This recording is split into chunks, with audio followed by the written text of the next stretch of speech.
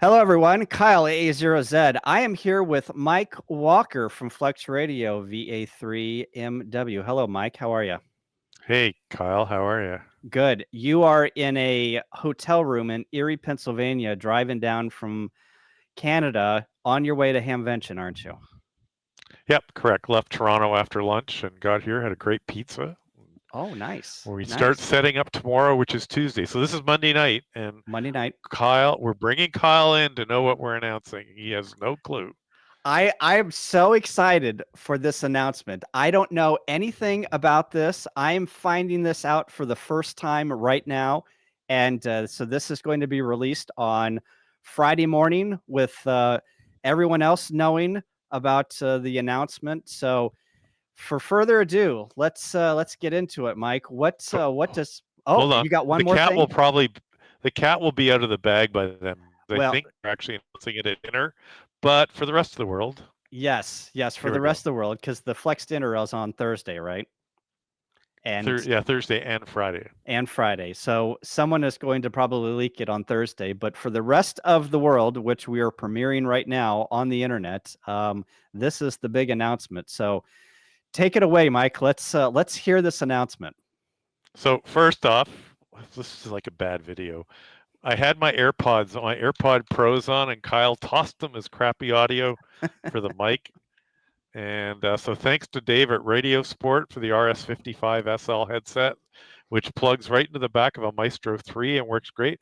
Also plugs beautifully into my MacBook, and I've used them many times on the air. So, all right, Link in the description below for Radio Sport headsets. and you can get them from us or Dave. Here we go, Kyle. I'm going to share the first screen, and let me know when we carry on. You are on the air. Let's go. All right. Looks the same. What we have is a Flex 8400 and an 8400M. And these rumors have been flying around since somehow one of our pre-production pages got leaked, which is quite interesting because even we couldn't figure out how that happened. And it looks like a 6400, but it is in fact an 8400, and the case is the same, but it's what's under the covers. So we're going to go through that. You'll get the pattern here pretty quickly, but the 8400 is a replacement for the 6400, and I'm going to stumble through this a couple of times, so I apologize that. It has the same features as the 6000, so we don't give up anything at all. We get a single spectral capture unit, 2 slices. I'm going to go through this pretty quickly. Yep. The 2 antenna ports, a receiving port and a transverter port. Multiflex still works. Smart Link is still included. And the M model display has the display that we're using on the Maestro C, which is 1920 by 1080. And the 8600, again, same features. 2 SCUs, 4 slices or pan adapters. ATU is included, whereas on the 84 it's optional for the in-tune tuner, and we do that for the budget-minded people rather than put the tuner in. And heck, that's how I got started. I never used tuners, so I never ordered it with one. Multiflex, Smart Link, same story. So now, what's different? Huge improvement in processing power under the covers. Nice. We see a 4 times increase in the CPU, a 2-time increase in the FPGA. The FPGA is pretty friggin' fast anyway, right? Right. We are integrating a GNS, which is a GPS receiver with an external antenna. In most cases, people should be able to get this to work right in their own shack without dragging an antenna outside. Oh, wow. So you're going to have the antenna already embedded, so therefore you don't have to buy that externally or as another product, right? You don't have to buy the entire GPSDO, correct? Right. Very cool. So what's this really get you? It gets you about a 0.5 hertz, a 1/2 hertz accuracy at 50 megahertz, and better lower in frequency. Wow. Now, if you're somebody who wants the GPSDO because you're doing transverter work up to 10 gig, that will still be available. And that's about 3 or 4 orders of magnitude more accurate. Right. Yeah. It's a Right. big number. And they're Jackson Labs GPS, they're not some inexpensive things. We do it right. And do you know the difference why we use a GPS or a TCXO and the difference in how these work? I don't. No. So I generally, let's see if I get this right. A GPS is accurate as a frequency reference for a short period of time. A TCXO is accurate for a longer period of time. It may drift slowly up and down. So when you combine the two together, and I'm going to take something incredibly complicated and butcher it in 4 sentences, but essentially when you combine the two together, the GPSDO or the GNS, which uses 4 of the different GPS systems, everything but the Chinese one, it does these little nudges to keep it right back on frequency, and that's just and that's a simple explanation of how it works. And if you're somebody where this is really important, you want to make sure, God damn it, I'm going to be right on frequency. More power Right. to you. Right. And that's okay. I have friends that have ohm meters that can measure down to millihertz or milliohms. Anyway, Yep. because you can. So let's have a look at the back. We've moved a few things around. The antenna, it'll be like a rubber duck type antenna that goes right here on the top. You can see my mouse. Is it making it through? Yep. Okay. And that's for GNSS. It's a global term. There is a carved out port here. That's for the military version radio. We decided actually, and we talked about this, whether to carve a whole new front panel. And it's not inexpensive to do that, or do we just use one back panel and make it fit for everything? And generally that makes sense. It just saves everybody money. Right. The I knew I was going to do that. The 8400 has one of these receiver in and transmitter ports, while when you get to the 8600, you double up because there's a whole second spectral capture unit. Oh, yeah. And the spectral capture unit is the part, if you're not aware, where the antenna connects to and digitizes the entire frequency spectrum from 30 kilohertz to 54 megahertz in one chunk. This is the only radio, right, where you can, even with a 6400 or an 8400, you can hook up one antenna. And as I say in club talks, you can be listening to the baseball game down on the AM broadcast while you're monitoring 6 meters and, maybe on the same antenna. Yes. Type of thing. Yeah. The M models will have a display port type of thing, so you can hook up a second display like you can on the Maestro C. Yep. And we had to move the 10 megahertz down to here for the 10 megig reference. And there's also 10 megahertz out with the GPSDO. Although, hey, don't change screens on me yet. There's still discussion whether we can farm the reference out of the GNS and make it available and do it well enough. Surprisingly, it's not done yet. It's a bit of software work, so they're looking into that. So saw that part subject to change. And on the commercial radios, we have this connector's not used. It's a 1 pulse per second input. It's in the amateur grade radios, it's not used at all. So, and then all the RCA connectors are the same from the 6000 series to the 8000 series? Yes. Gotcha. Okay. And you know what? That's really good, because I bought a whole pile of ICOM radios as they came out through the years, simply because I didn't have to rewire my shack. Yeah. That was my driving factor. Yeah. I didn't have to make a new data connector, not like it was a lot of work, but it's funny how we can be that lazy. Right. Upcoming software features. Did you scan that already? Adaptive pre-distortion. Yes. Yes. Yes. So there's two types, static and adaptive. The static would be, as I understand it, I haven't tested it yet. The static is you calibrate or you do your sensors first, which essentially is you monitor your transmitted signal. The computers take a look at it. They put the corrective lens on it, like the Hubble Space Telescope, and then that's applied full time. Yep. Until you do it again. Adaptive, the radio monitors in full duplex, which all radios can do, and it's really good if you have voltage variations or frequency drift. You change modes, and you can see there's the numbers, 15 dB minimum in both cases, up to 25. This is going to be a lot of fun when it comes out. And this is right at the RF layer as well. So Yes. pretty cool stuff. Nice. This is only in the 8000. Okay. So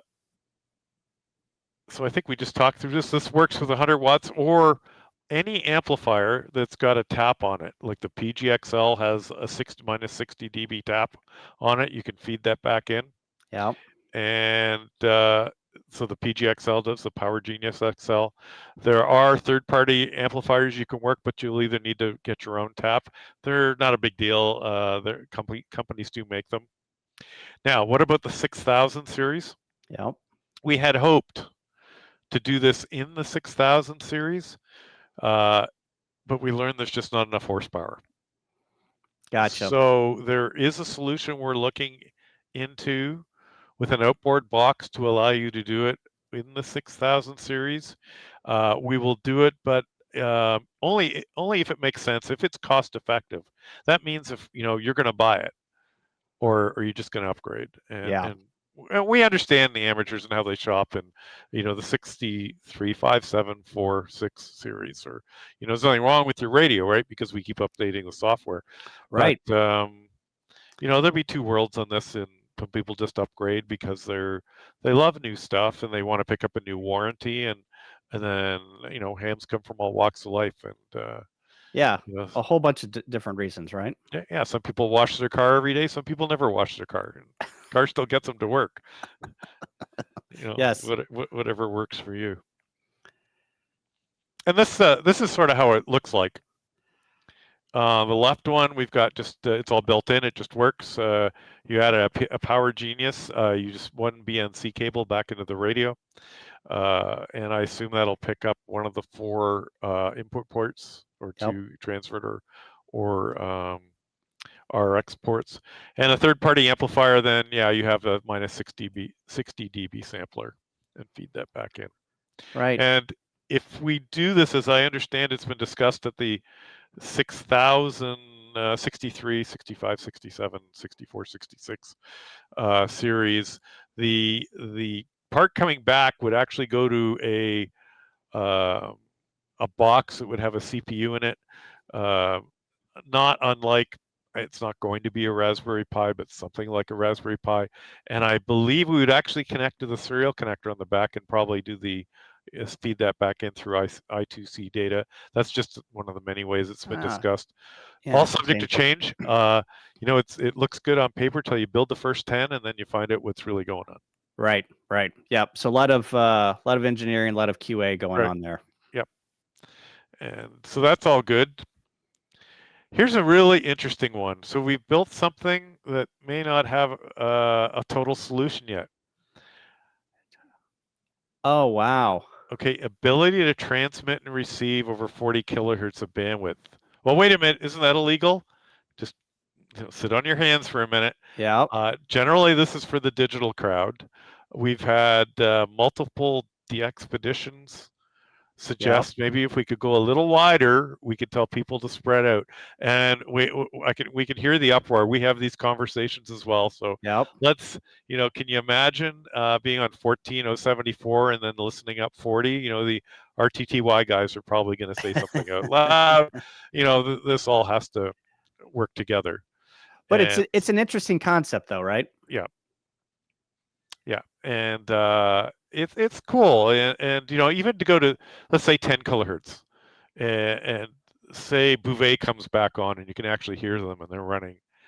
People are allowed to spread out, and there needs to be work done with this at the vendor application end as well, whether it's JTDX, WSJT, MSHV, etc., or could be the latest greatest new mode.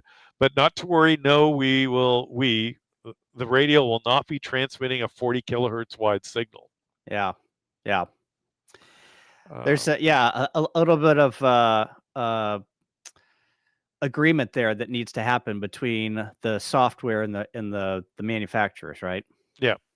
And read the second last bullet. Radio ensures compliance with rules. Each carrier must stay within a 3 kilohertz segment. So it might be listening from 37 to 40 kilohertz. You know, we would never do that on I'm saying we. Hopefully nobody would ever do that on 20 meters. But there's enough room to do it on 10. Yeah. Yeah. Okay. The bigger bands, yeah. Yeah, the bigger bands. And you know, we're going to work with them. So I think this is pretty cool, and we're going to see more come from this. This is okay. You know, hopefully, if you build it, they will come, sort of thing. Yeah, very cool. And here's a couple of visuals. Can you imagine sort of what it would look like, type of thing? Yes. Yep. Now this, I don't know how wide that picture is. I almost don't want to. Oh yeah, it's like 40 wide. So it's 40 wide. Yeah. But you know, I could see some concerns because there still are packet guys on 101 and 103 and stuff like that. But you know, you have to be sure you're in the clear. Yep. So we unfortunately I duplicated this slide almost exactly, so we'll skip over that. And I don't know how these got duplicated. Isn't that interesting? So we'll cut it out. You cut that out. Yeah, cut it out. Thanks. More work on advanced noise reduction. Yes, now that we have more horsepower to do things, whether it's automatic noise, automatic notch filters, noise blankers, and noise reduction, etc. And we're okay in the wide noise blanker for that type of noise. And if you've never heard the wide noise blanker work, it's pretty cool. Yes, it is very cool. You have to. The wide noise blanker actually looks at the entire spectrum and sees this pulsing noise, and then goes through noise subtraction to reverse it. Yes, it's very powerful, and making it even more powerful is better. Mm-hmm. What do you think of this one?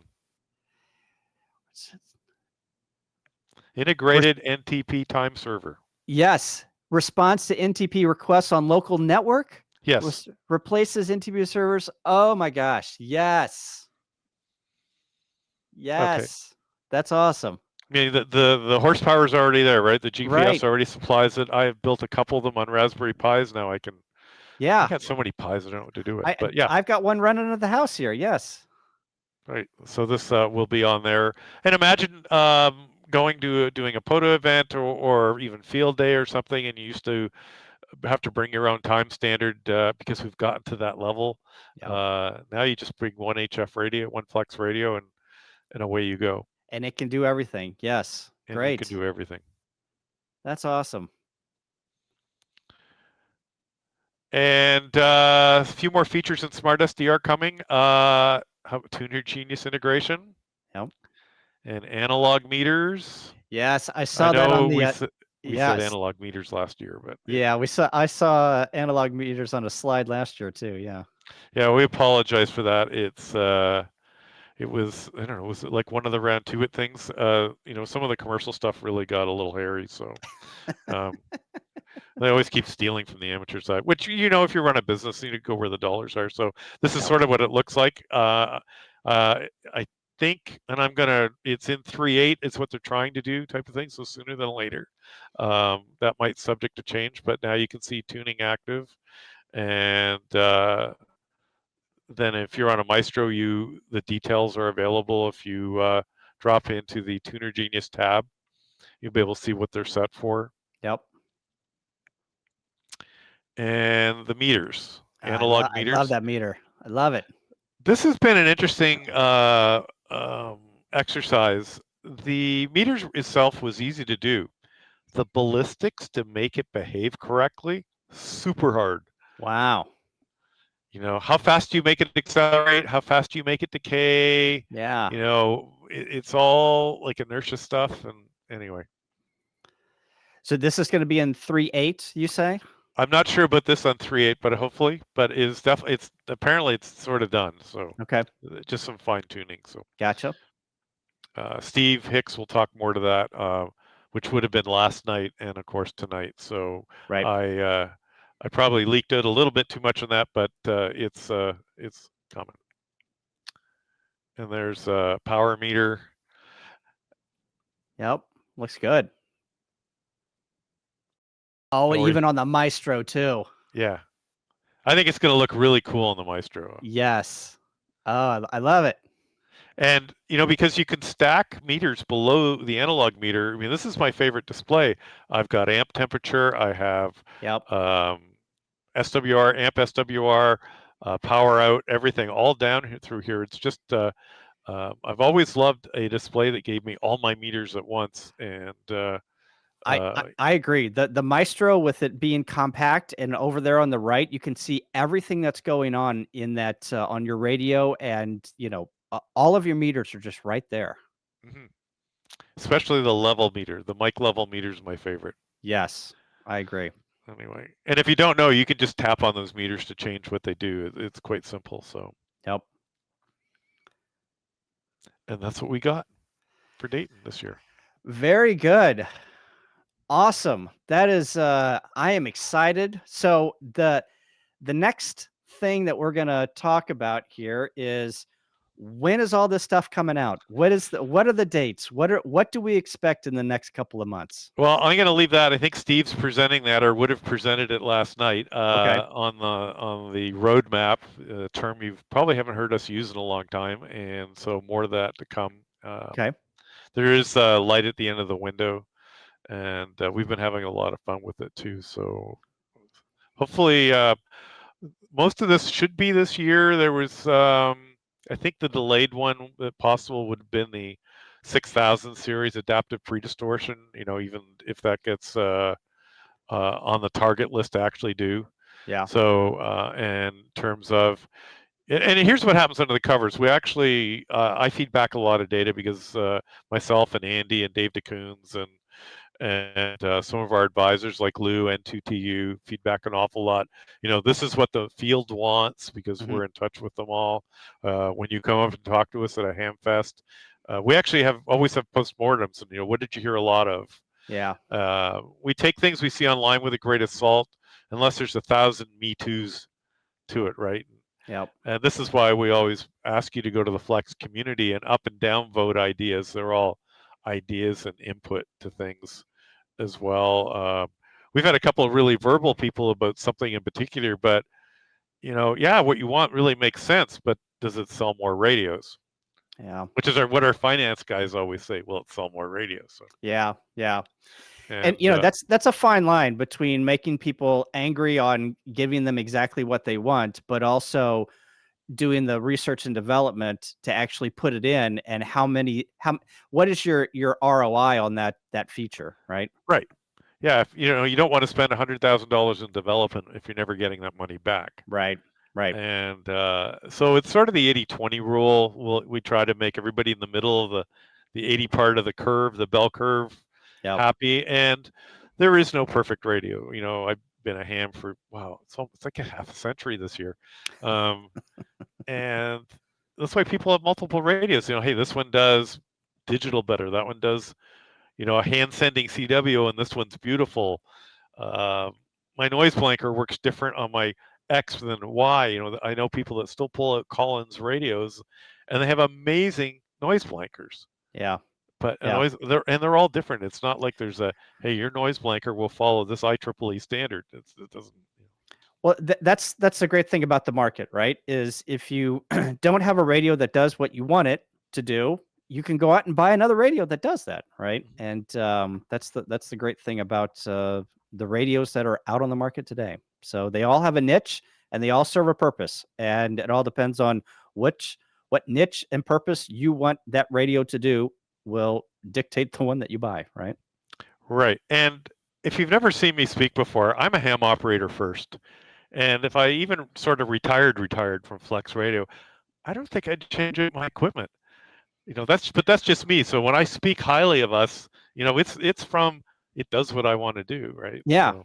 Yeah. And you have other radios too. And I don't, that is the great thing about, that's the great thing about the people at FlexRadio. They have other radios, and they're very open about having other radios. And again, one radio is not going to do everything that you want it to do, but I like the mentality and the way that you guys present on, hey, Flex is not for everyone, and it doesn't do everything. if it doesn't do what you need, there's another radio out there, right? But Mhm. I love the FlexRadio line, and it does, like, you know, if you want an HF radio, that is the one to get. It is the greatest radio. That my 6700 has been a beast since I got it, and you know what? I'm gonna get the 8000 series too. I So forgot to say something. what'd you The forget? first 400 8000 series sold will be signature models. Very cool. And if you don't know what that means, you know what it means? Is that where everyone signs it on the bottom? Yes. Yes. The first 400? The first 400. I guess I'm going to have to order one. Yeah, I'm going to have to order one too. I guess I'll have to wait to Steve to make the announcement on whenever they're going to be on sale. And so here's the next question, since we're through. As I'm recording this, we should be shipping these. It's the last I heard, was told to say something was August. We're hoping that it's sooner. You know, things happen. You know, metal doesn't show up. You know, feet don't show up. But August is when we hope to get them at the door. And the program will be, as of today, everything's subject to change, is place an order. We're taking a small deposit, fully refundable, and those details will come out. And, you know, if you're remotely thinking of ordering one, place your deposit and just hold your place in line.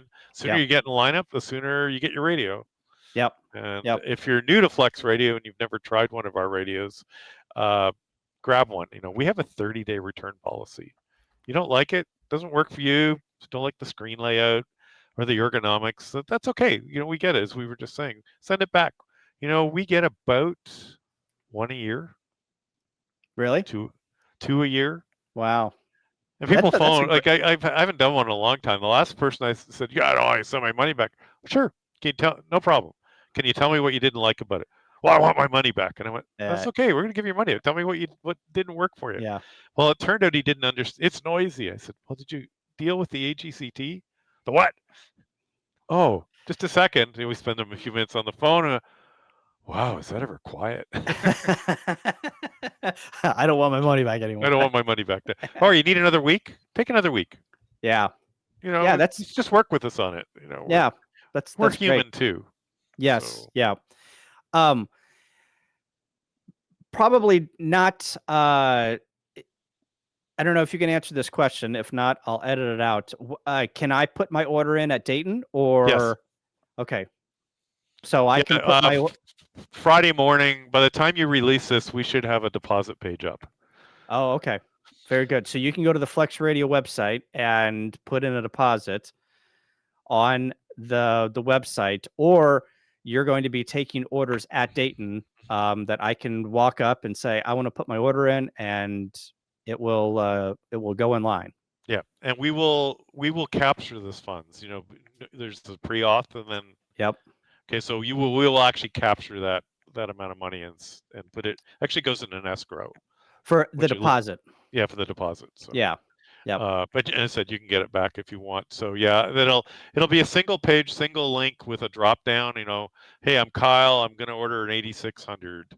You know, pay now, and we made it pretty simple. And yes, that page did leak out on eHam for the, I kid you not, for the 20 minutes it was live. You know, it's a dead page. It was an absolute no hot link to it, almost random number. The amount of spiders out there trolling the internet, finding out everyone's little secret. This is a word to the wise on people that think, oh, my stuff is secure on the internet. What a great it is point. not secure. Yeah. What is the odds?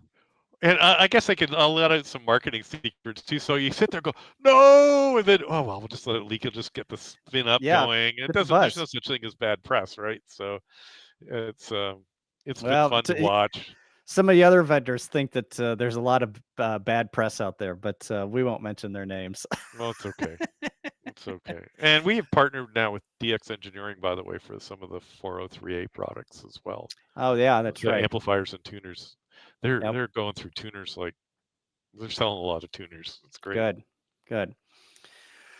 All right, Mike, is anything else that you want to talk about, or have we said it all? I think we've said enough. And I mean, what's your initial, so what do you think? Yeah, it's great. It's great. I knew that the M series was coming, and then whenever I saw the rumors on the internet about the 8000 series, I knew that it was something. I was thinking that it was going to be a UHF, VHF, higher frequency radio, right? That's what I thought it was going to be. But then whenever I got to thinking about it, I'm like, it's more realistic of them doing an M series on an update of their current lineup, right? That sells more radios. But I'm excited about the adaptive and all of the software updates that you guys are going to be able to do with the higher processing power inside the radio, right? Yep. That's going to be like, we talked about it on my stream, a week ago, about all of the cool things that are coming down the pipe with AI. What can we do with AI from a hardware and a software standpoint with extra processing power? What can we do in the future with things like that? Pretty scary. The AI stuff is, I don't know if I've told you, go read The Coming Wave if you want to get the crap scared out of you. It is on my Amazon order list. Cool. So it's going to be coming here to the house, and I'll read through that. So yeah, we're going to get questions, what about D-Star? What about this? What about that? And hopefully we'll be able to address some of those as well. And Kyle, I wanted to thank you for your time. This is what, your third show tonight? Yes. And fitting me in, and we'll have some fun with it. Yes, thank you, Mike, for being on. And yeah, the page is now active. You can go put your deposit in. If you're watching this at Hamvention, come over to the Flex booth and talk to the guys about the new hardware. And yeah, get the skinny. Thank you, Mike, for streaming with me tonight and giving me the down low on this. And yeah, we'll see you guys at Dayton, and see you guys at the Flex booth and at the Flex dinners on Thursday and Friday night. Now Kyle's just got to sit on his hands for 4 days. I will. My lips are sealed. Thanks, Kyle. Thanks, Mike. 73, everybody. 73.